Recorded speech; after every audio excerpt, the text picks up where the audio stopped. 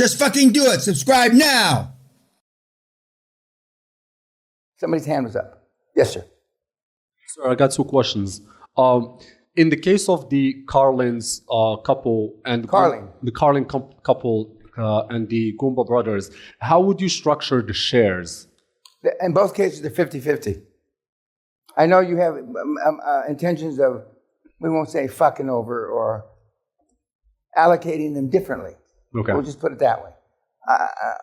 But 50-50 is how both of those groups work. And then what the titles will be when we break down the structure? Well, you're going to try to take all the shares back for no value and do exactly what they did to the SERPA.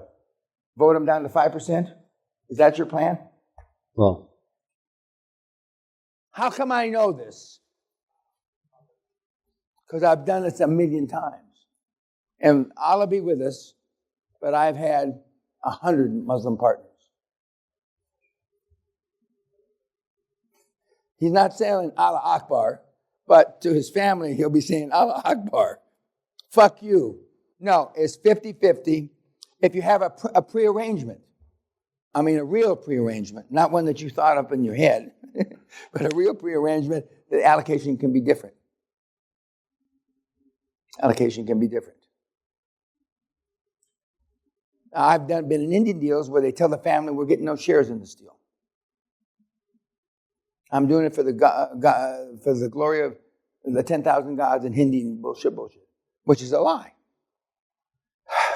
But if the patriarch or the matriarch of the big Indian family says so, we have no ownership in this deal, they tend to believe. She starts driving in a Rolls Royce and jet planes, and then they kind of disbelieve. Well, how do we get, okay, so, but you got to be upfront. This deal is based on full transparency.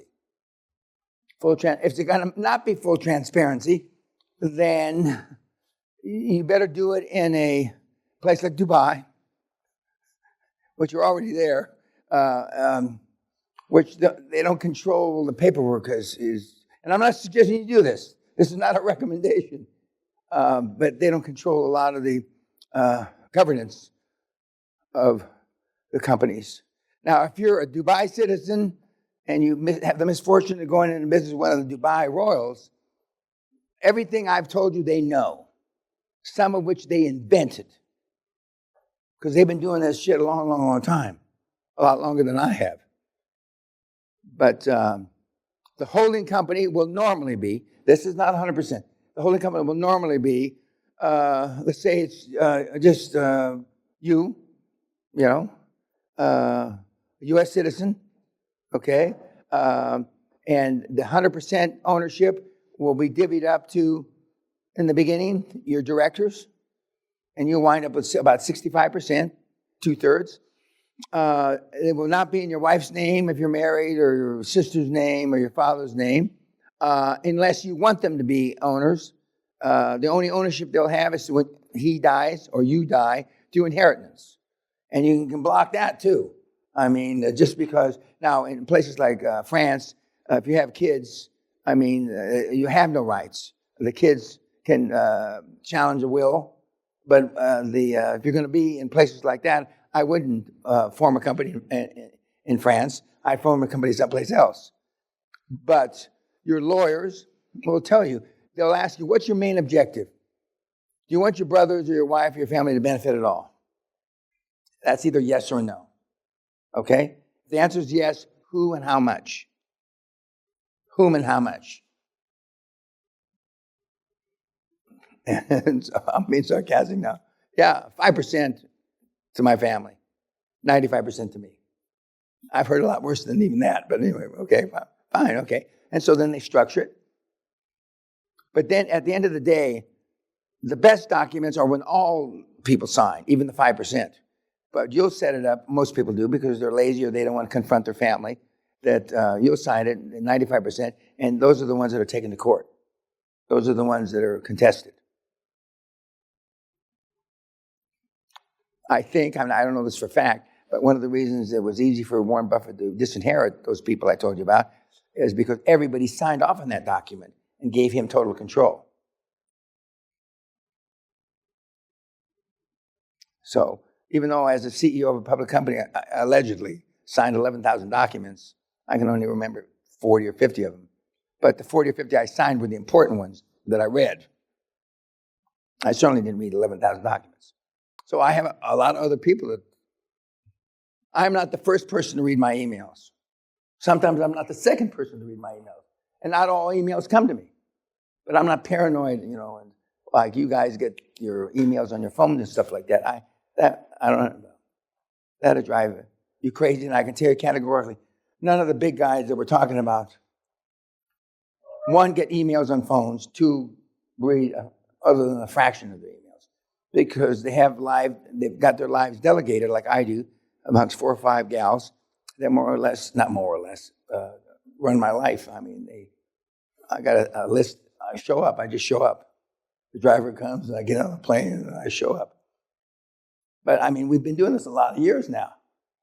And in Kat's case, since she was a little college girl. And when you get a good one, you keep them.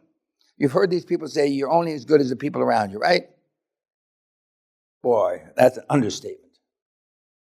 EJ, I've told the story a million times. He's probably tired of hearing it. I was interviewing, initially, I believe it was going to be your boss, right?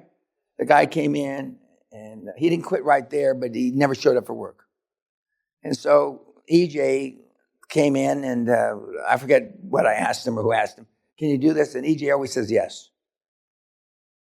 I'm not sure he even had the skill sets. But by the time he showed up for work, he fucking had the skill sets. But his lifetime dream is he wants to be a disc jockey.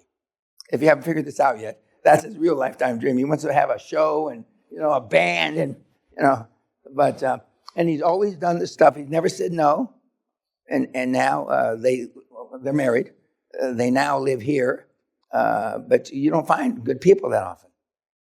And Simon Bell said that. Now, 2 or 3 webinars before, he was going through personal assistance every 6 or 7 weeks. Hire him like the contract, like I showed you. But somebody call him poor, you can fire him every 5 minutes, really. Or Singapore's harder. Singapore's got a rule of law. But in India, forget about it. Fuck. Yeah. I went to a barbecue at one of the Maharaja families up in the Punjab area. And the meat that was on the spit looked very much like the meat about from here to here. And had rib cage and shit like that. And Sally said, do you know what we're eating? I go, no. She says, don't ask.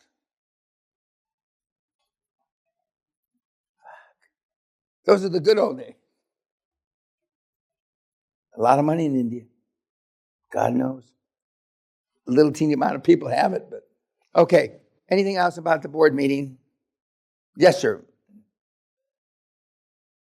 Are we following the same method for government contracts, like with the whole 5 LOIs and all that, but instead of 5 LOIs, it's... No, they're signing LOIs. All you want is their signature. Now, no, you want their signature on the LOIs we show you. We give you to use. Because that's just the beginning. That's like in naval warfare, that's a shot across the bow, Now we're going to talk serious. And they would sell it to these people. You're going to find some desperate goddamn people, believe me. You're going to find them in the back. So if I set up a holding company in a country where I'm not citizen, is there something that is different where I need to pay attention? It depends on the laws. I can tell you right now, if you set up a holding company and there's 5 or 6 countries, you're wasting your time. Russia, Ukraine, China. Those are the worst. But Panama and Venezuela, where that ex-communist or current communist dictator. In the old days, when the wall just came down, Poland and Lithuania and all these countries, they were morphing. Their laws were changing, and nobody wanted to use a bank. First of all, the banking system was shit. 5 times out of 10, the banks would steal the deal. You don't have to worry about somebody else stealing the deal. The banks would steal the deal. And everybody had loads of cash. We used to get 20, 25. They all looked like Gorbachev, or they looked like, these short, fat, bald guys, potentates, and they all paid here in cash. And we each had trouble because we do withholding, we do everything the right way, and we'd show up with inland revenue with a lot of cash to deposit. And so it depends. But now, if you do what I think you're going to do, which we discussed, you need the law firm that you need is a big-time international law firm that's used to these kind of international challenges. And there certainly are. I mean, Reed and Smith, the law firm that I use, that was Andrew Carnegie's first law firm in the United States. It was an English firm to begin with. And Freshfields, remember the law firm that used to say we represent the Bank of England, the Church of England, the Queen, and Dan Peña. I mean, there's some big firms that do this kind of stuff. But you got what a lot of the mistakes are made because you got these ideas in the back of your head that haven't formulated yet. And so you go down this road and you find out that you should have gone down this road, but you haven't told your lawyers everything. And then they've papered the shit in a one way that is not impossible to undo, but it costs a lot of money to undo. They paid registration fees, they've done this, they've done that.